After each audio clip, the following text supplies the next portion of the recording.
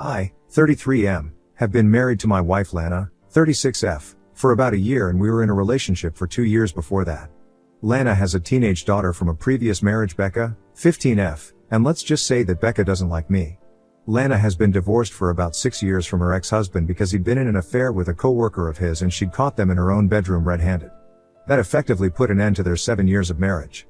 They'd been together since college and even had a daughter together, so that was a huge shock for Lana, and she didn't date anyone for quite some time after her divorce until we met at a common friend's party and got along really well.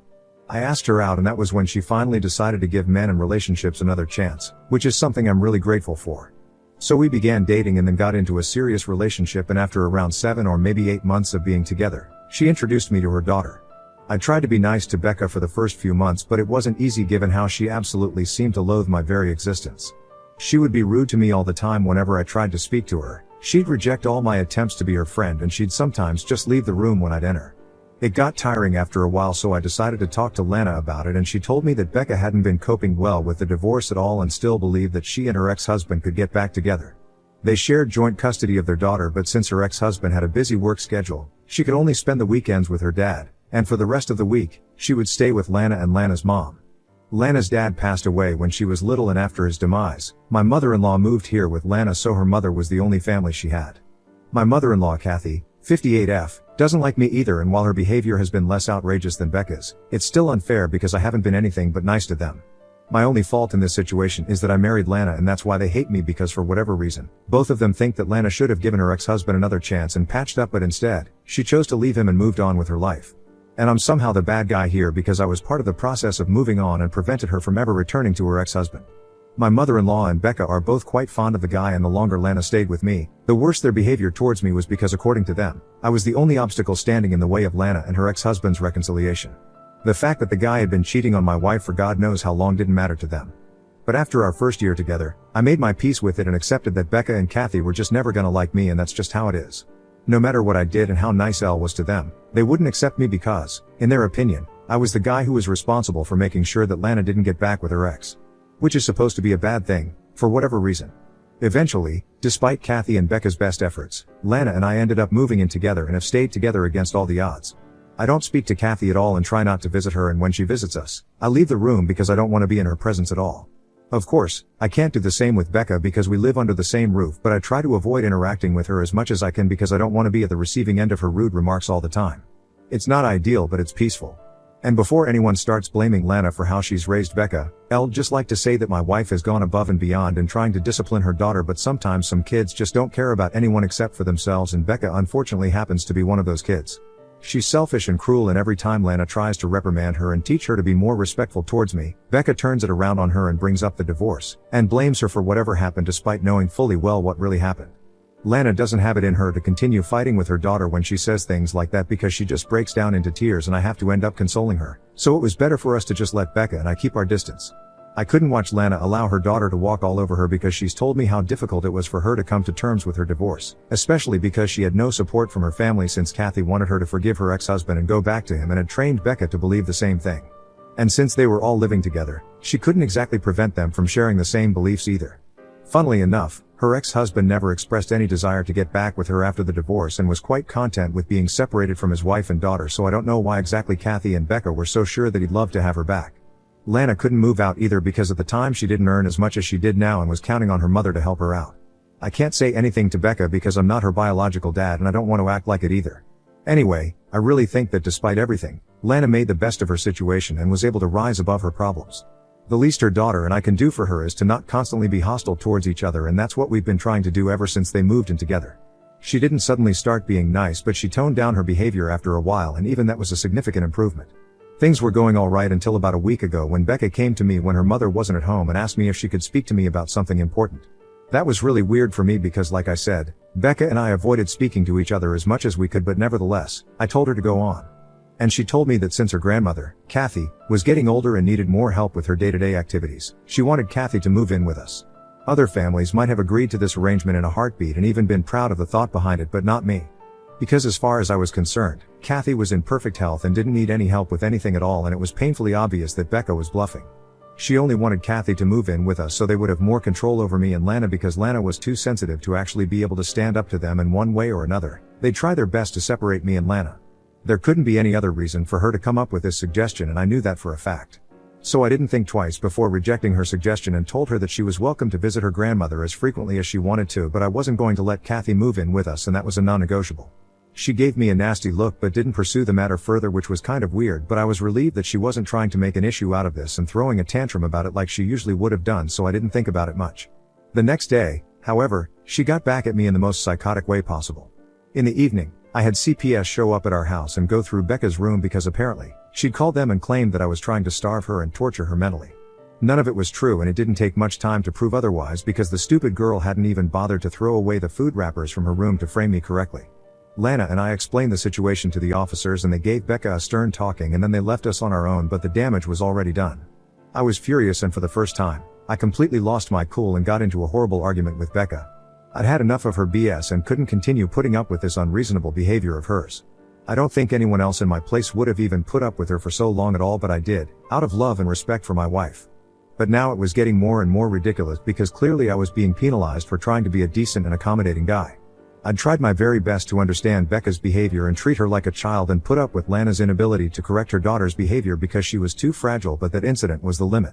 Lana was also really upset, but yet again, she just had a mental breakdown and couldn't bring herself to even talk. I'm not trying to be insensitive or put her trauma down, but at that point in time, I really couldn't be selfless and try to comfort my wife when I was the victim in this situation. I needed someone to be there for me and have my back, but unfortunately, my wife was too emotionally fragile and Becca was obviously relishing this entire experience and was screaming at the top of her lungs about how she wished she'd planned this better so she'd finally be able to get rid of me and it'd be just her mother and grandmother once again. I was so disappointed and frustrated with that entire situation that instead of comforting Lana or wasting my time by continuing my argument with Becca, I just left the house with nothing but my phone and wallet and got into my car. I started driving and continued driving until I reached a bed and breakfast a little out of town where I'm currently staying. It's been close to a week since the incident and since I left, and Lana has called me several times since then to try and get me to come back so we can have a discussion about what to do next, but I've refused. I think my reasons are pretty valid and I've told her that after what Becca did, I cannot trust her anymore and I definitely cannot be in the same house as her because there's just no telling how far she'll take things just to get rid of me. She's 14, I get that, but that's no excuse to pull off something as deranged and psychotic as this just so she'll be able to live with her grandmother again. I told Lana that I've put up with enough, and while I really do respect her past and the hardships she's had to endure, I cannot put up with this any longer for my own peace of mind. This time, she failed to get me in trouble because she hadn't thought things through, but the next time, she might have a better plan and one that could end with me behind bars. And my only concern right now was not to let there be a next time at all, so now, she had to choose between Becca and me. I've told her very clearly that either her daughter stays in that house or I do. I can't go back to living with Becca anymore, and I know I'm putting Lana in a difficult spot, but I just cannot imagine any valid reason for me to continue living like this. I've done nothing wrong and yet I'm being punished time and again by her mother and her daughter while she breaks down over it and I end up having to comfort her. This is not the life I'd envisioned for myself and I refuse to go back to living like that again. So I gave her an ultimatum and told her that she could either send her daughter to live with her grandmother or father and live with me, or all of them could move back in with Kathy like earlier and I'd file for divorce. It would be really difficult for both of us, but that was the only solution to this problem. Now it's been a couple of days since we discussed this and she's still trying her best to convince me to come back and sort things out, but I've been very firm about my conditions. We've been in touch regularly through phone calls and texts, but I haven't told her where I am exactly because if she cannot promise me that she'll send Becca away, then I can't come back. That's my only condition. She's free to talk to her daughter and even go live with her whenever she wants to, but she cannot force us to live in the same house anymore.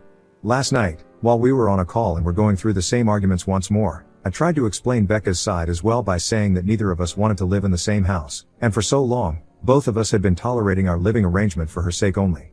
But now that Becca had crossed a line, it clearly meant that she wasn't willing to live this life either and that she had to let one of us go, for our own good. Once again, Lana started crying and told me that she couldn't do either of those things because she loved us both and didn't want to lose either of us. She'd grown to love me more than her husband and couldn't imagine a life without me, which was really touching to hear and made me feel better since I'd really begun to believe that our relationship was doomed now. But she also told me that she couldn't let her daughter go either because even though she was being a crappy human being right now, there was a time when Becca was the only person who could cheer her up, and even through the divorce, she'd tried to be there for her despite her belief that Lana should have gone back to her ex-husband.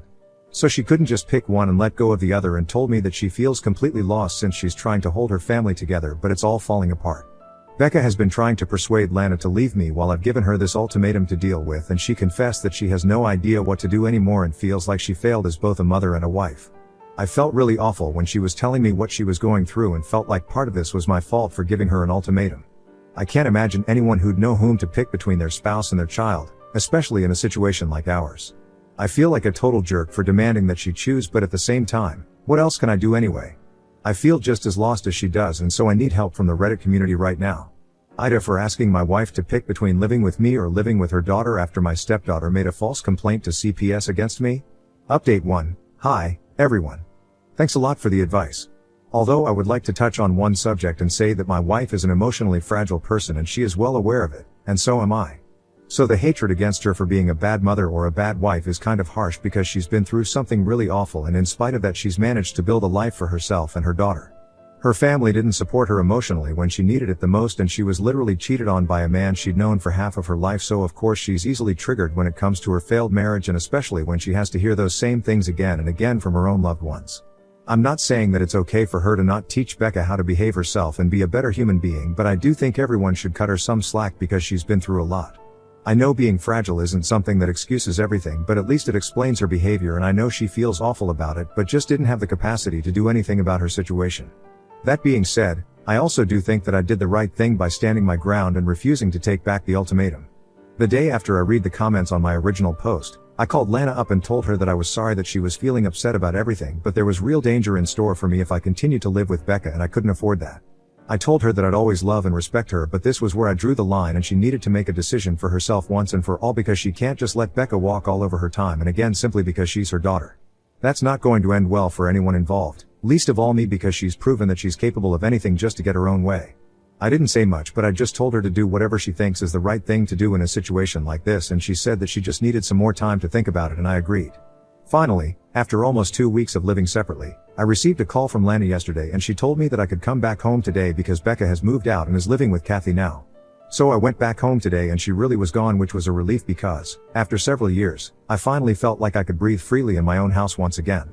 After some time, Lana and I sat down and she told me how her last discussion with Becca had gone about 2 days ago. She'd sat her daughter down to at least get an apology out of her, in case that would change my mind and I'd give her one last chance, but Becca refused and even said that if she had the opportunity to redo it, she'd execute her plan a lot better this time. Lana was shocked at the sheer audacity of a statement like that and the brazenness with which she said it, so she tried to explain to Becca that her behavior was seriously messed up, but instead of hearing her out, Becca lashed out at her and said that if Lana wanted to stay married to me even now, then she was free to do so, but she'd make sure that she separated us one way or another so she could reunite her parents. Then, Becca stormed out of the house and left to spend the night at Kathy's place, while Lana called her ex-husband up for the first time in ages to ask him if he'd be willing to extend Becca's stay at his place that weekend so she'd be able to buy some more time for herself so she could sort out this mess. But unfortunately, she received the shock of her life when her ex-husband informed her that he's moved to the suburbs, and since it's a little far away from our current home, Becca hasn't visited him for a good few months. The last time he saw her had to be about 4 or 5 months back, which is around the time that he introduced her to his new girlfriend. Since then, she's barely been in touch with him and comes up with an excuse not to visit him every weekend. He wanted to discuss this with her but didn't have the time to do so, which is why Lana never found out. Despite the situation, she asked her ex-husband if he'd be willing to let her live with him for a couple of months until she was able to sort out this mess with me, but he refused because his new girlfriend wasn't comfortable with the idea of being a parent and she was relatively younger, so he couldn't risk the relationship right now, and told Lana that he hoped they'd understand where he was coming from. Yeah, mate, we sure do. You're coming from the land of jerks who think making sure your young hot girlfriend is comfortable with you is more important than taking care of your daughter who's well on her way to turning into a teenage delinquent. After that phone call, Lana called Kathy and found out that instead of going to her father's place, Becca had been going to Kathy's place instead, and it finally made sense as to why exactly she'd suddenly started acting out so randomly. Kathy proudly bragged about how it was her idea to call CPS on me and get me kicked out somehow so she could move in instead and they'd all be one happy family once more. The woman was so delusional that she said that the real reason Lana's ex-husband even had a new girlfriend now was because she'd remarried, so the only solution was to break Lana's marriage first and then, her ex-husband would readily come running back to her as soon as she was single. It was a foolproof plan according to them, and it really made me wonder how a woman like Kathy had raised someone like Lana, because clearly there was something wrong with her. Probably old age or too many soap operas, but she was out of her head and was succeeding in her mission to turn Becca into a mini-her as well. This is why Lana decided to cut her losses for the time being and deal with one problem at a time, the situation with our marriage being the first. To sum it up, she's decided to let Becca live with Kathy for a while instead of holding her here against her will, because that approach is obviously not working anymore. In the meantime, We're gonna work on our marriage and are planning to start marriage counseling by next week. Lana was afraid she was being a bad mother by letting her daughter go, but to be honest, she tried and tried until she just couldn't anymore, and I don't think she did anything wrong. The woman deserves a break. Update 2. Hey, so we just came back from our first session with our marriage counselor and it went okay. A couple of days have passed since I came back, but Lana and I are building our relationship to last through all the tough times because I really do love her and I know she loves me. I just hope we're able to make this last because Kathy is very upset that I'm back and is threatening to kick Becca out if I don't leave, but Becca refuses to come back home in spite of that. At the end of the day, she's just a poor kid who's had a messed up childhood and still can't see what's good for her. Update 3. We brought Becca back today. She's upset, but she knows she has nowhere else to go anymore. Her dad won't take her in and Kathy kicked her out because she doesn't want Lana or anyone associated with her in her life anymore now that she knows for sure that she can't drive me out of the family. Lana is sad that Becca had to learn the truth the hard way, but at least the kid apologized to me, even though it was short and brisk. Still counts. We're going to get her professional help and make sure she's alright because I think it's been overdue for all of us, quite frankly. Thanks to everyone for the support they've shown.